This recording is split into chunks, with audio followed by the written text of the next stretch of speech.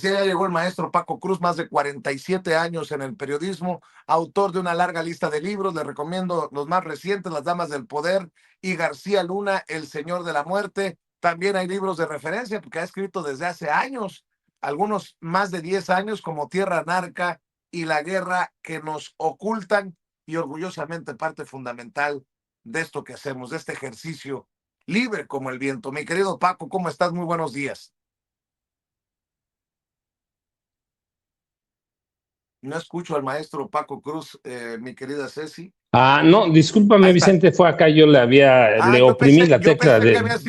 yo pensé que había sido Jaime que te había jalado el cable, dije yo, qué Jaime tan malo, dije yo, pero bueno. Debe andar de maldoso, pero primero un saludo para Jaime Hernández, ya sabes que se reportó que le vino un poco más fuerte la gripe, recayó, más bien la palabra, recayó un poco de la gripe, así que Jaime Hernández hay que cuidarse mucho porque yo vivo en Tierra Caliente, pero sé que allá está frío, Oye, te platiqué, oye, Vicente, estuve el fin de semana por allá. oye, Vicente. Paco, es que hay que cuidar a Jaime porque a esa edad cualquier gripa es No, peligrosa. hace mucho daño, Vicente, pero Jaime, un abrazo. Estamos hablando mal de ti porque no estás, pues es cuando se puede. Si no, te damos chance que te defiendas. Pero, Vicente, bueno, dicho eso, no una foto, mira que le saquen una captura de pantalla al estado al número de cuenta de Banorte y a la cuenta. Una captura de pantalla y con eso, ya saben, no tiene que sacar una foto, el número de cuenta 4189-1400-5511-8185. Y dicho eso, en la captura de pantalla, mira, Vicente, vamos a entrar para darle contexto nada más por la importancia que tiene o que tuvo la visita de Petro a Donald Trump, que más allá de logros tangibles, así inmediatos, o condenas que se puedan hacer, ¿qué se ganó con la visita de Gustavo Petro, presidente de Colombia, a Donald Trump? Bueno, una cuestión básica. Primero, la distensión de las relaciones. Donald Trump tenía prácticamente puesto el dedo en el gatillo. Lo hemos dicho aquí muchas veces, Donald Trump es un lunático que, bueno, mató 100 personas por lo menos en el Mar Caribe antes de secuestrar al presidente venezolano, sí, antes de secuestrarlo, a Nicolás Maduro mató a 100 personas. Imagínate tú con el dedo en el gatillo que hubiera disparado un proyectil de cualquiera, un par, los que sean, en zonas colombianas en la frontera con Venezuela, hubiera, o por lo menos habría desestabilizado a toda la región y eso nos incluye a nosotros, Vicente. Así que sí hay un gran logro, distender las relaciones. Donald Trump está loco y es un asesino, no lo digo ahora, lo hemos dicho por mucho tiempo. Es un asesino al que no le importa desestabilizar ninguna región, Vicente. Así que ese ya sí, en sí es un gran logro.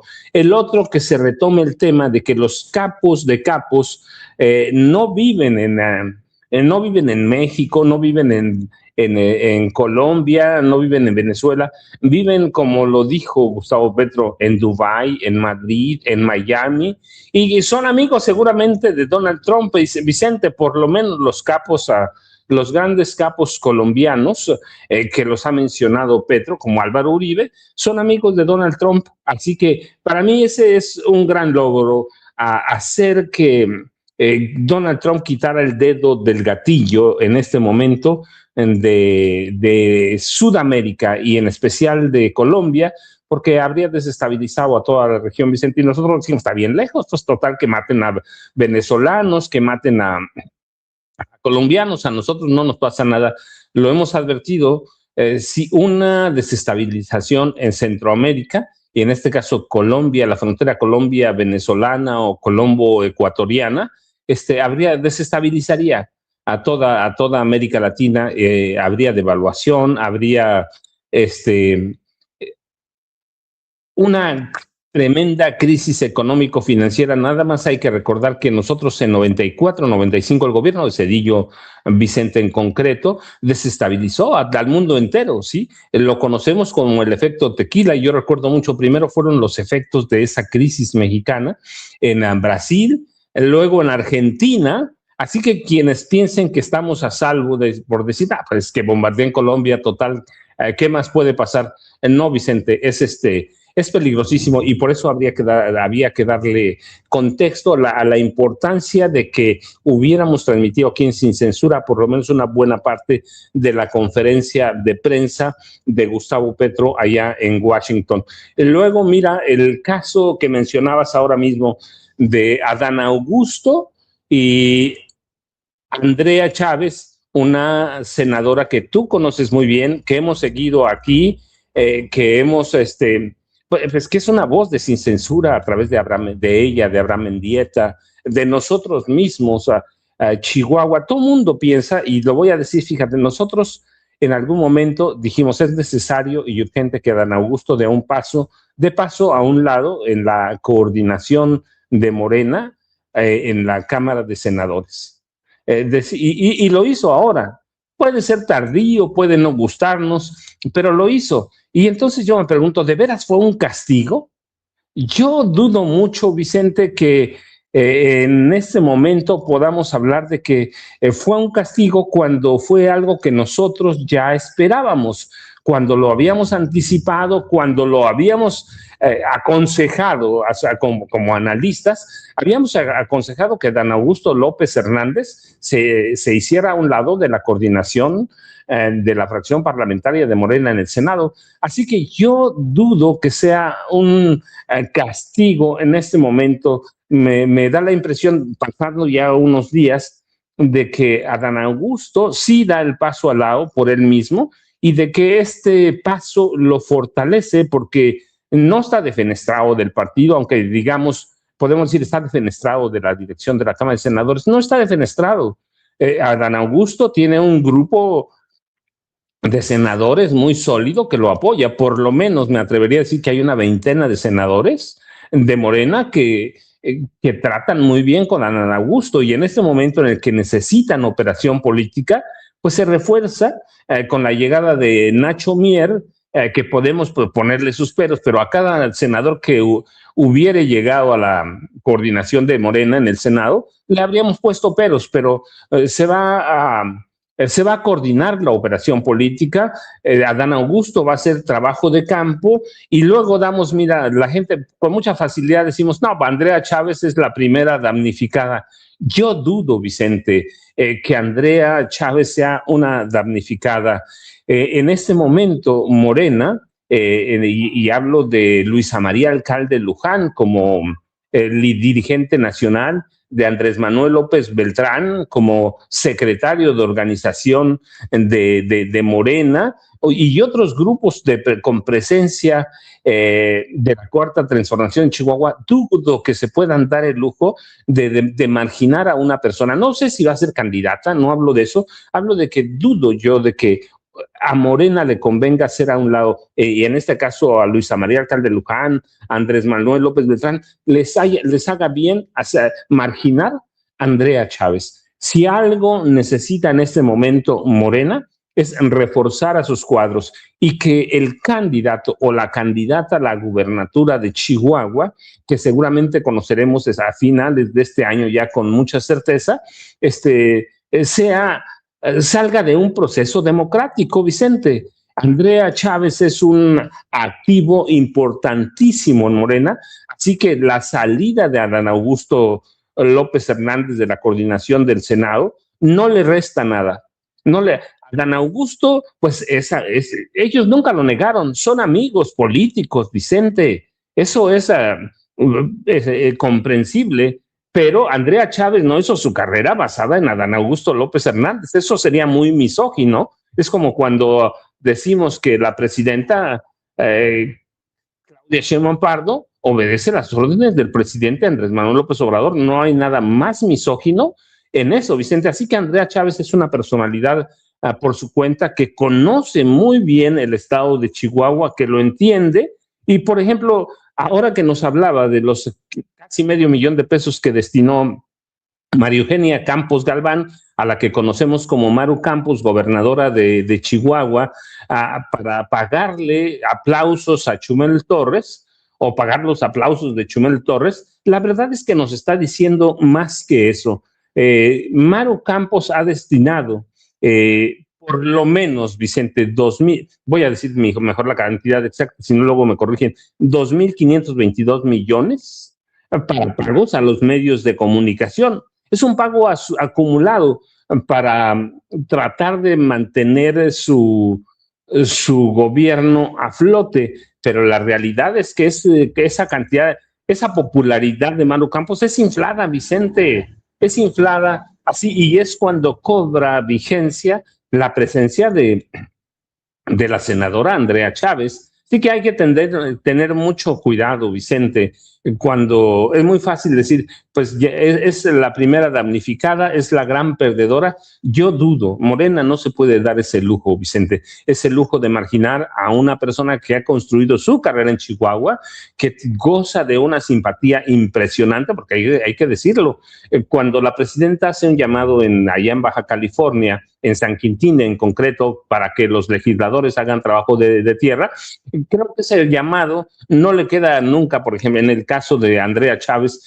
Andrea Chávez ha hecho trabajo de tierra en Chihuahua históricamente, Vicente, así que tenemos que serenarnos, analizar las cosas con cuidado, lo mismo lo de la visita de Pedro, que ahora los señalamientos de Andrea Chávez y la renuncia Claro. de Adán Augusto López a la coordinación de Morena en el Senado. Tenemos que serenarnos, Vicente, y entender con cabeza fría lo que se está jugando Morena, lo que se juega la oposición y cómo en el caso de Morena, que es este caso, no se puede dar el lujo de marginar a nadie. Y después ¿te acuerdas aquel error, yo lo llamo de Andrés Manuel López Beltrán, de una candidatura equívoca allá en el norte? No puede volver a cometer un error. Y Luisa María Alcalde Luján está trabajando, pues yo he puesto los pelos cuando se necesitan, lo he señalado, pero está trabajando y es una mujer que como lideresa está aprendiendo y sería un error gravísimo, que me atrevo a pensar que no lo hacen, marginar a una persona como Andrea Chávez. Vicente, buenos días, me imagino que ya llegó Norman, así que Norman, buenos días. Buenos días a Norman Pearl, el maestro Norman Pearl, que también ya llegó para hablar sin censura hoy que Jaimito sigue enfermo. ¿Cómo estás, Norman? Hola, querido Vicente, querido Paco, querida audiencia, qué gusto estar por aquí con ustedes. Muy bien, todo muy bien. Oye, se me Sí, hace que no pudiste dormir como yo porque nació el Frente Amplio Democrático. bueno, sí, sí está. Y vi la lista de personajes que lo integran y dije, mami, o sea, los mismos de siempre. O sea, con bombo y platillo, Fernando Belauzarán, Álvarez y Casa, creo que hasta desde Estados Unidos, William Levy, no es William Levy, ¿cómo se llama? Simón. Simón Levy, perdón, le ofrezco una disculpa a William Levy, el actor de novelas, pero vi a Margarita Zavala, a Tere Vale, que sale con Alarraqui. No, a ver, todos tienen derecho a sumarse, claro, pero dices, pues no, que es un nuevo pues no, que es un gran periodista de investigación. ¿Qué tiene que estar haciendo en este? Bueno, lo que rescato, Norman, es que podrían estarse quitando las caretas de una vez por todas, porque si este es un frente opositor y Ricardo Rafael permitió que pusieran su nombre de abajo firmante, pues avanzamos, ¿no? Porque ahora ya no pueden decir esos pinches paleros, no, güey, pues tú eres también lo que eres, güey. ¿Quién te paga? ¿Cuál es la mano que te da de tragar? Pero bueno, ya te imaginarás, Cecilia Soto. Estoy tratando de leer así nomás por encima. La lista, Ceci, porfa. Esa, mira. Es que ahora sí está machuchona la lista. Y dije, a la madre, nuevo frente democrático, mi querido Norman Pearl, rumbo al 2027 y al 2030. Fíjate que hay muchas cosas cuestionables en este Frente Popular Democrático, que es un frente efectivamente reciclado, ¿no? Antes fue Asociación, y antes fue María Rosa, es decir, ha recibido muchísimos nombres, pero de cualquier manera van a topar con una pared que se llama legislativo. Sin embargo, y fíjense nada más, los principales promotores de este Frente Amplio Democrático son Vicente Fox y Lorenzo Córdoba, No, no, imagínate, eso sí no me ¿no? la sabía. Eso sí no me la sabía, Norman. ¿En No, serio? no, pero no solo eso, están apelando al apoyo de partidos con vocación democrática, como el PRI, como el PAN, ¿no? Esto es algo ridículo. Me parece que están cayendo en un nivel de riesgo de perder algo de prestigio, mi querido Vicente, porque esto sí que se están volviendo locos. Hacer un recuento, no alcanzo a ver con detalle los participantes, pero pues Bueno, me ahí los te va. imagino, Claudio ¿no? X González, No, Aurelio Nuño, de los que alcanzo a ver yo también. es que son exactamente los mismos. Y luego de repente suman a alguien que haya hecho algún comentario en favor, y después ni se entera este tipo, ¿no? Entonces es algo curioso y al mismo tiempo es algo ridículo. Pero Y está bueno, la presencia, en realidad está la presencia a la mano también de Felipe Calderón cuando ves a Margarita Zavala o de Genaro García Luna, porque ahí te la dejo de tarea. Está Leonardo Valdés Zurita, alguien que conoce muy bien Paco, que estuvo en el CISEN, si recuerdo bien, en tiempos de Genaro García Luna y nunca se enteró de las corruptelas de Genaro García Luna. Pues esos son los abajofirmantes, defensores de lo peor. Germán Martínez, imagínate, lo acabo de leer. Héctor de Mauleón, Héctor de Mauleón, el gran escritor, el gran investigador. Oye, Norman, esta es una burla para la gente. Decías tú que van a enfrentar un muro, pues yo creo que se van a enfrentar a algo más importante y más implacable, que es la gente de a pie. sí, pero recuerda tú que la gente de a pie está de manera oficial representada en las cámaras, ¿no? Y son las cámaras las únicas que van a decidir, ¿no? No, no va a ser esta junta de notables, ¿no? Esta cuestionada junta de notables. Va a ser realmente la Cámara de Diputados y la Cámara de Senadores quienes decidan en qué términos irá la reforma electoral. Estos ya, bueno, ya dieron su opinión, la han dado sistemáticamente, la han dado cada día, han querido imponer condiciones que les favorezcan, no quieren que se hagan cambios sustanciales, buscan que permanezcan los plurinominales. Y mira, yo te voy a decir una cosa francamente, Vicente. Yo siento, y lo hemos comentado en otras ocasiones, acuérdense que Felipe Calderón quiso quitar plurinominales. También Peña Nieto, en 4 ocasiones sumadas entre los dos presidentes, quisieron quitar a los plurinominales. ¿Por qué? Porque en ese momento les favorecía que no hubiera plurinominales y tener una presencia cada día más fuerte en el Congreso. ¿Para qué? Bueno, evidentemente, pues para poder manejar sus propias iniciativas de ley. Y en este caso, Morena, pues dice, ok, yo voy a jugar en buena medida con sus prácticas, con sus procedimientos, con las normas que han establecido a lo largo de los años. Y bueno, pues sí, efectivamente a Morena le favorece que no haya plurinominales por la razón de que pues Morena tiene muchas más posibilidades de ganar distritos, ¿no? Y si no hay plurinominales, pues son solamente los distritos ganados los que tienen la presencia dentro del Congreso en términos porcentuales. Así que bueno, pues ellos simplemente, Morena ha decidido que lo ideal es quitar, bajar por lo menos plurinominales, pero hay que decirlo, Felipe Calderón se estrelló 2 veces en su propuesta, Peña Nieto otras 2 veces, y posiblemente Morena también logre poco porque el enemigo lo tiene adentro. es precisamente la alianza, es precisamente el PT y el Verde quienes han ido marcando la pauta como fieles de la balanza. Eso no lo podemos tampoco ignorar. Es algo que está ahí, que es claro. Esto es política, Vicente. Esto es política. Y esta política y la política establece reglas de operación en donde todo mundo que tenga el poder estará buscando de alguna manera una mayor representación porcentual.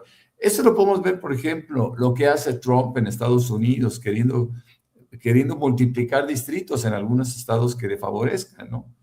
Eso es política y es lo que están haciendo, ¿no? Después podemos hablar de Trump, pero por lo pronto hablar acuérdense que ayer estábamos expectantes por la reunión que se iba a tener entre Petro y Trump, inclusive temíamos que hubiera una actitud prepotente como la que tuviera Trump con Zelensky y que actuara así con Trump, pero no.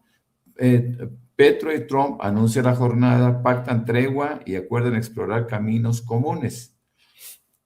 Este encuentro ha sido descrito como de borrón y cuenta nueva, dicen algunos. Y no hay que olvidar que fue un encuentro de 2 horas. Y claro que el propósito es justamente tratar de eliminar, por lo menos públicamente, desde la óptica de Trump, el narcotráfico o la producción de cocaína que se hace en Colombia, ¿no? Es el principal productor de cocaína en Colombia, aunque no toda la cocaína se produzca en ese país. No hay que olvidar que también Bolivia, en Perú, etcétera, hay plantaciones de cocaína. Y bueno, pero es justamente en Colombia donde se tiene esto. El trabajo que ha tenido Petro en contra de la cocaína ha sido interesante porque lo que ha hecho es un poco lo que se hizo en Guerrero, en México, con sustitución de cultivos. Y esta sustitución de cultivos ha logrado que se destinen menos tierras a la producción de cocaína. Y bueno, Petro pasará a la historia. Acuérdense que hay elecciones el 31 de mayo de este año en Colombia, en donde sí es cierto, es posible que se mantenga el gobierno progresista, pero bueno, Petro estará solamente hasta agosto, que es cuando entregará el poder. Y pues hay cosas que se han hecho bastante rescatables. Entre otras, es una lucha intestina de Petro en contra del Poder Judicial, que es, al igual que en México, vinieron amparando a muchísimos delincuentes y todo eso, pues, pues ha permitido un avance sustancial en contra del narcotráfico en Colombia. Fíjense que una de las cosas que a mí me llaman muchísimo la atención es la debilidad que tiene en su forma de gobernar Laida Sansores en Campeche. Hay todo un conflicto, ¿no? Y en este conflicto podríamos iniciarlo en términos de conversación cuando vemos que Laida Sansores manda su proyecto de gastos, ¿no? al Congreso, a la legislatura campechana. Ella solicita una deuda por 1,000 millones de pesos y el grupo de Morena lo rechaza. Los legisladores de Morena lo rechazan y hay un rompimiento tácitamente entre el grupo de Morena y la gobernadora. 10 de los 16 diputados de Morena se oponen a este presupuesto y finalmente logran detenerlo. Sin embargo, me parece que aquí hay un problema de escrúpulos por parte de Laida, porque Laida se designa una nueva mesa directiva que son aliados o sea, los 6 restantes que quedan dentro de la legislatura y se alían a Laida Sansores y aunque los otros 10 anunciaron su ruptura con Laida Sansores, la gobernadora y los 6 diputados que quedan se alían, fíjense nada más a quiénes, a Movimiento Ciudadano, al PRI, al PAN, al PT y al Partido Verde, para designar como presidente a un miembro del MC, un MCista, desplazando a los morenistas disidentes y creándose una abierta fractura. De esas cosas que se tienen o se buscarían o se deberían de buscar, evitar en todos los estados por parte de Morena. Bueno, pues se presenta este rompimiento en ese estado. Ya Monreal se pronunció al respecto. Es un tema delicado. Lo mismo sucedió, hay que decirlo. Esto no fue con Morena, fue en términos de alianza en Oaxaca, con Jara, que aparentemente no ha hecho o no está haciendo un gran gobierno, básicamente por ese nepotismo que tanto nos arde, que tanto nos molesta a la gente, porque creemos que si se elige a Jara, ¿qué tienen que ver sus 18 o 20 parientes empoderados, ¿no? En el estado de Oaxaca, mi querido Vicente, mi querido Paco? A ver, después de escuchar a Norman hablar de este frente amplio democrático que se forma, Paco, no, hasta en el tiempo petardean, es mi opinión. No es la exhibida de ellos mismos a esto de protegerse unos con otros, esto de Epstein, nos lleva a mencionar a expresidentes como Salinas de Gortari, como Zedillo, como el propio Felipe Calderón, a empresarios como Ricardo Salinas Pliego, Emilio Azcárraga Gallán, el propio ingeniero Carlos Slim, y este amplio frente, Andrés Roemer, María Asunción Aramburu Zavala, Herminio Blanco Mendoza, entre otros, Alejandro Junco de la Vega. Y este frente amplio, si está verdaderamente por la democracia, debería de aceptar que esos nombres mencionados, no acusados, no, mencionados, forman parte de esa élite que ellos mismos defienden, que se defienden entre sí, ¿no? Porque no veo cómo TV Azteca diga, Emilio Azcárraga Gallán, el dueño de Televisa, está mencionado en los archivos Epstein, o en Televisa que digan, Ricardo Salinas Pliego, el dueño de TV Azteca, está señalado en una invitación a cenar con Epstein. Pues no lo veo, mi querido Paco.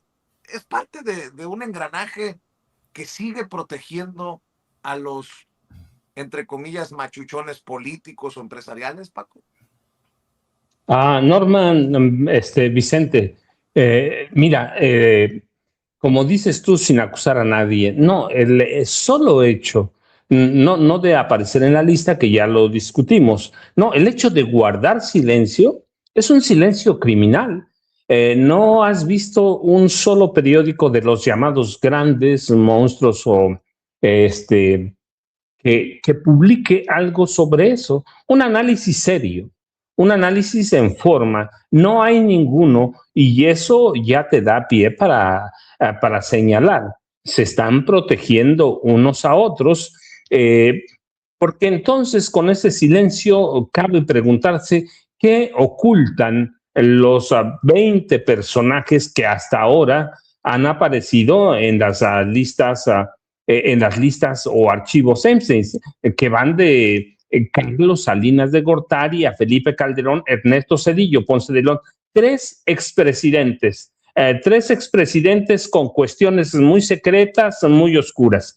Y luego tienes a los grandes dueños de los medios de comunicación.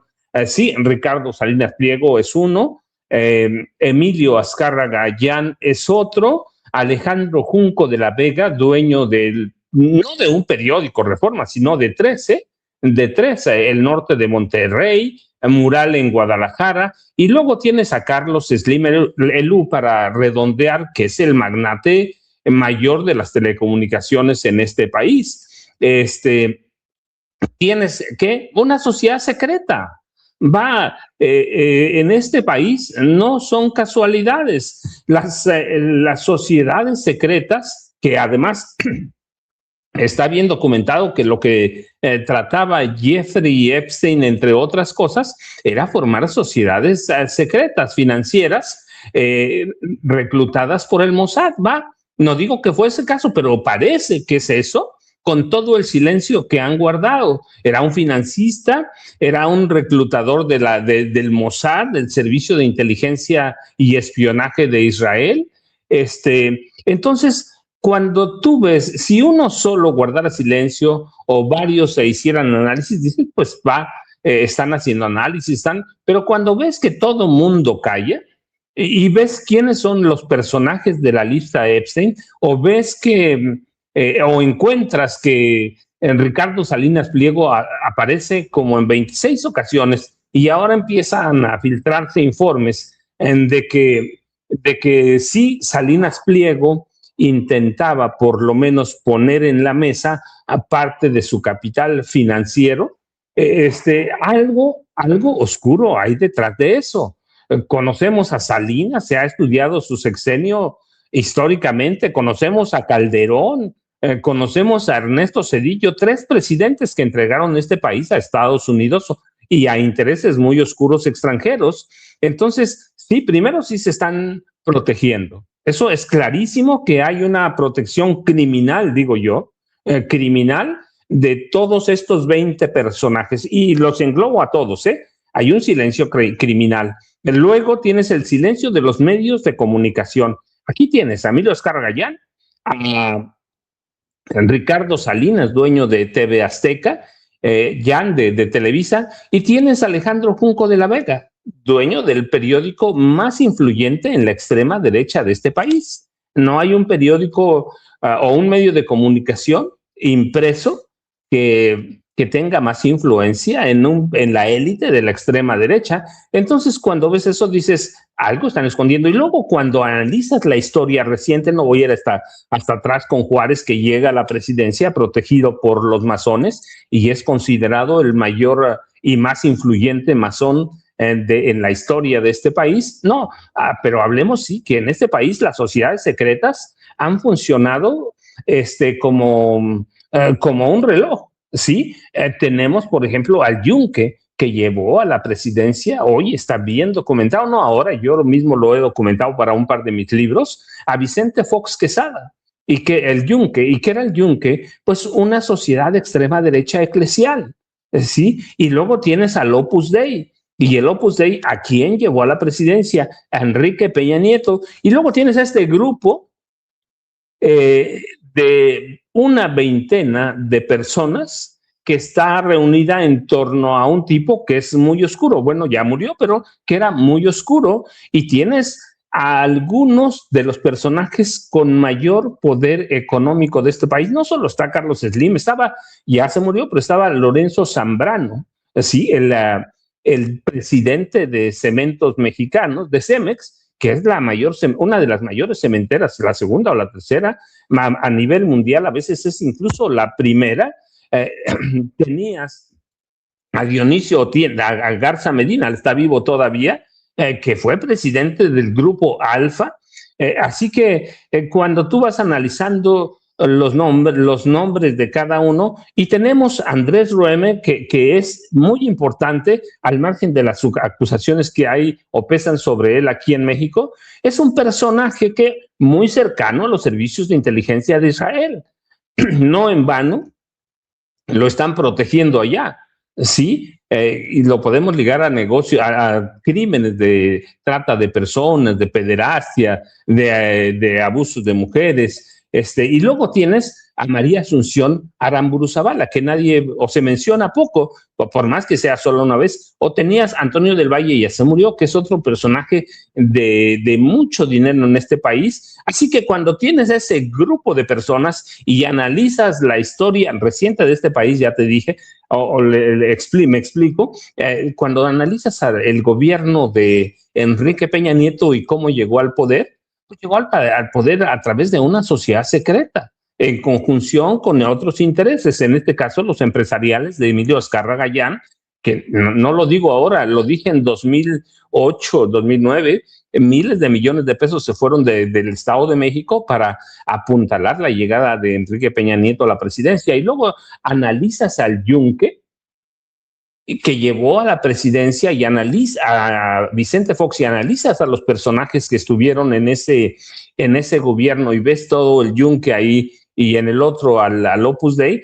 y luego tienes estos personajes con Jeffrey Epstein, algo malo hay, Vicente, Claro. o por lo menos algo debe llevarnos a la sospecha. El problema es que cuando ves que todos esos grandes periodistas ilustrados, los llamaba Genaro García Luna, al que mencionemos, Sergio Sarmiento, Raimundo Riva Palacio, Carlos Loret de Mola,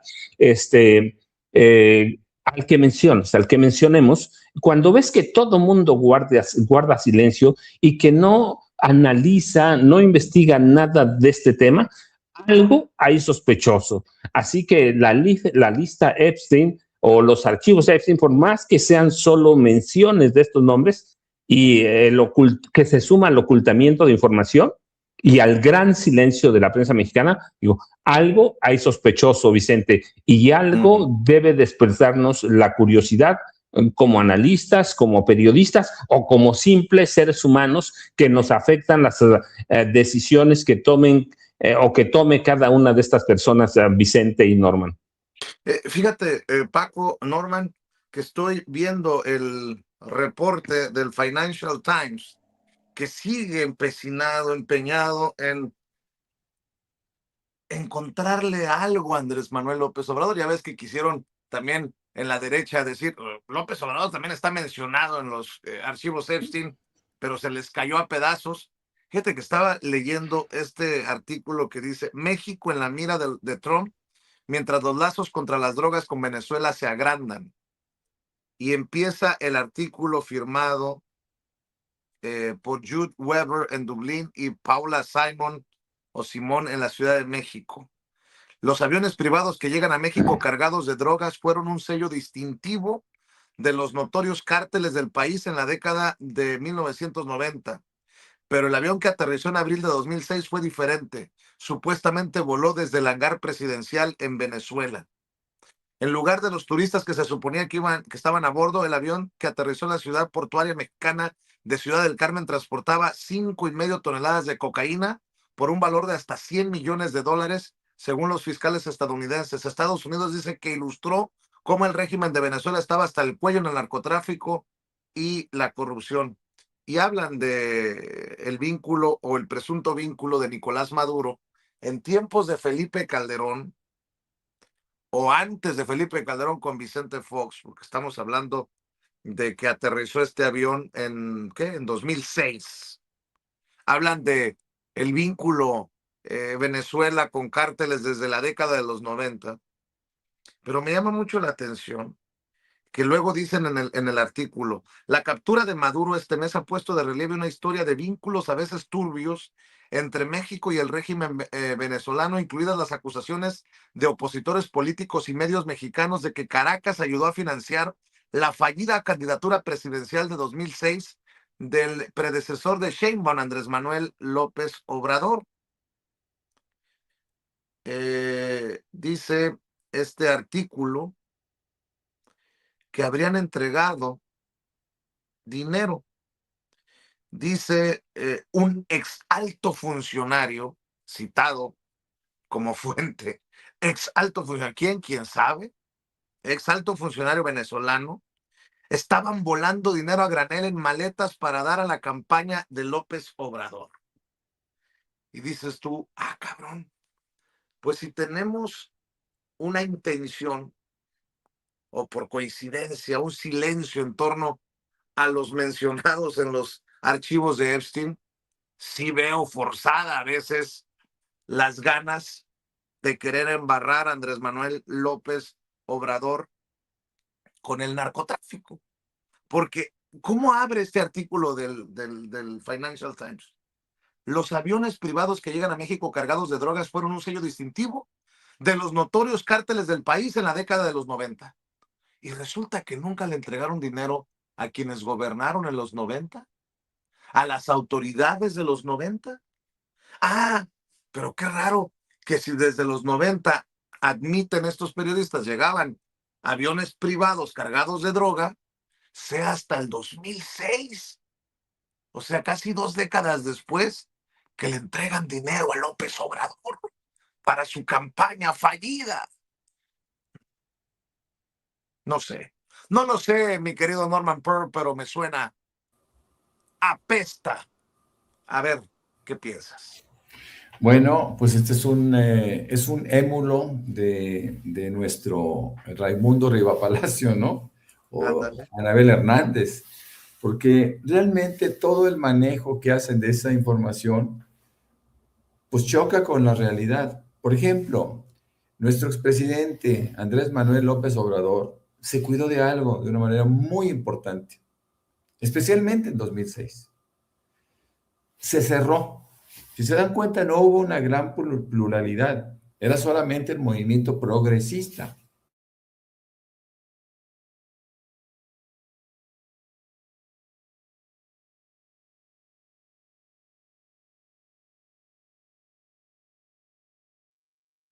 Como que se congeló Norman, Vicente. Sí, no sé qué pasó, pero bueno, voy contigo, mi querido Paco. Creo que es un tema que también te apasiona. Creo que tuvo problemas con la conexión el querido Norman Pearl. En la medida que regrese, nos conectamos con él, Paco. Ah, sí, mira, Vicente, pues es que primero hay que ver qué es el Financial Times, una revista de extrema derecha, y luego han tratado de buscarle con lupa al expresidente ahora Andrés Manuel López Obrador vínculos con el narco. Están tratando de pescar lo que sea, Vicente, de donde caiga. Y ya lo decías tú, Anabel Hernández, Tim Golden, ProPublica, New York Times, han estado desde 2007 buscándole un indicio. Tienen en Estados Unidos al mayor narcotraficante en la historia de este país. Y no me refiero al Chapo Guzmán o al Mayo Zambada, me refiero a Genaro García Luna. Tienen al mayor criminal en la historia de este país. Si Genaro García Luna hubiera tenido algo contra Andrés Manuel López Obrador, Vicente, en las elecciones de 2018 pudo haberlo dado a conocer o pudo haberlo dado a conocer en 2024. Una sola evidencia que hubiera presentado Genaro García Luna habría acabado no con Claudia Sheinbaum Pardo ni con López Obrador, habría dinamitado a toda la 4T, Vicente, a toda la 4T. Se habría caído todo, se habría desmoronado este país, pero la realidad es que le van a seguir buscando. Bueno, fue en 2006, pero ahora le están buscando. Mira, llegó Norman, Norman, estamos aquí, pero adelante, por favor, me No, adelanto a Vicente. y lo que estás diciendo, Paco, es claro. O sea, a ver, no hubieran dejado llegar a la presidencia a López Obrador si hubiera existido información como la que se está revelando hasta hoy que ya dejó la presidencia. No, por favor, qué ridículo tan cabrón. ¿Y quién gobernaba cuando fue elegido Calderón? Pues Fox. ¿Y quién estaba detrás de Fox? Genaro García Luna. Déjense de tonterías. Pero bueno, mi querido Norman, qué bueno que ya regresaste. Gracias, Vicente. Qué pena porque tuve un problemita ahí con el internet. Bueno, pues yo lo que decía es que López Obrador siempre quiso tener libertad para poder gobernar y sabía perfectamente bien que no podía ser condicionado por nadie. López Obrador no aceptó nunca dinero de alguien que le impusiera condiciones. Todo el mundo era gente que estaba convencida de la necesidad de un cambio en este país y que acompañaba al expresidente López Obrador de una manera abierta, decidida y honesta. Entonces, hacer esos cuestionamientos, querer manchar la figura, afectar la historia de López Obrador, pues va a chocar contra muros, porque realmente nosotros conocemos quién fue Andrés Manuel, aquel luchador social, y además sabemos quién fue este presidente, un presidente extraordinario que sentó las bases para un cambio en este país. Eso no lo podría haber hecho si él hubiera estado maniatado por recursos de cualquier fuente. Entonces, eso del narcopresidente, narcopresidenta, para querer afectar a todo el movimiento, pues no es más que una campaña que se extiende, que yo no sé si nace en los Estados Unidos o nace en México, pero de cualquier manera es un discurso, es una narrativa absurda que por supuesto pocos o casi nadie les compra, mi querido Vicente. Así es. Bueno, seguiremos hablando de este y otros temas, si les parece, mañana o antes, si lo amerita la noticia, siempre dispuesto para el diálogo. Ya estaré platicando de las amenazas de Eduardo Verástegui, porque en esa intentona de proteger a los mencionados en los archivos Epstein, me amenaza con irme a acusar con el presidente y su grupo. Híjole. A ver, búsquenme el pasaporte azul. Ah, es que tengo el verde y el azul. No, no puedo presumir. No vaya a ser la de malas.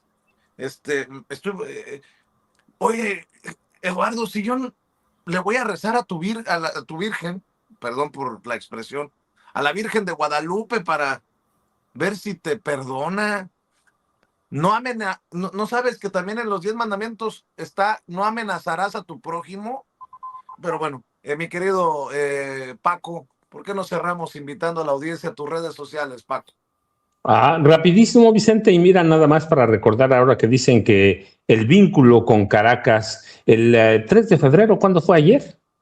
Un juez federal del Distrito del Sur de Nueva York confirmó la reprogramación de la audiencia de Nicolás Maduro hasta el 26 de marzo a petición de la Fiscalía de Estados Unidos. La Fiscalía, regularmente quien solicita las prórrogas es el acusado. Ahora es la Fiscalía, así es decir, no tiene nada. Están inventando, Vicente, yo ya sabes, @ Paco Cruz Jiménez en X antes Twitter, nos vemos mañana temprano. Norman, buenos días, Claro que sí, mi querido Paco, maestro Paco Cruz, mi querido Norman, cerremos también con tus redes, por favor. Claro que sí, con mucho gusto. Bueno, ahí me encuentran como Norman F. Pearl en X, antes Twitter, y también en 2 cuentas que tenemos por ahí en Facebook. Insisto siempre que es una buena posibilidad para tener una muy buena interlocución y, por supuesto, entrar en debates que sean sanos, ¿no? Porque de repente por ahí se me mete gente Luego que... se te cruza ¿qué? El dios del, ¿qué? ¿Cómo le El dicen a padre, Páramo? el padre del análisis superior. No, no, no, no, no. Lo tuve que bloquear, algo que no hago tan sistemáticamente, pero bueno, ya basta, ¿no? Pórtate bien, Norman, no hagas enojar. Pobre muchacho, le va a dar algo. Sí, Ay, sí, sí, Norman, qué bárbaro. se quedó rabioso, pero bueno, así es esto, ¿no? Te mando un abrazo, Norman, querido Paco, un abrazote. Ya saben que los quiero, que los admiro, que los respeto. El maestro Jaime Hernández hoy enfermito, y yo espero que para las 2 ya esté listo para hablar, para informar en No Apto para Cínicos, junto a Hildy, su compañera de vida, junto a Yago Batusay. Así que a las 2 de la tarde hay que apoyar a Jaime con los likes, con las suscripciones, con los superchats en No Apto para Cínicos, porque a cada superchat le va a poner un trago al tequila, pues se va a aliviar rápido, de a trago o de a superchat por trago. Así que no se crean, yo nomás estoy dando carrilla al maestro Jaime Hernández. Gracias, Paco, gracias, Norman. Y a usted que nos está viendo, échenos la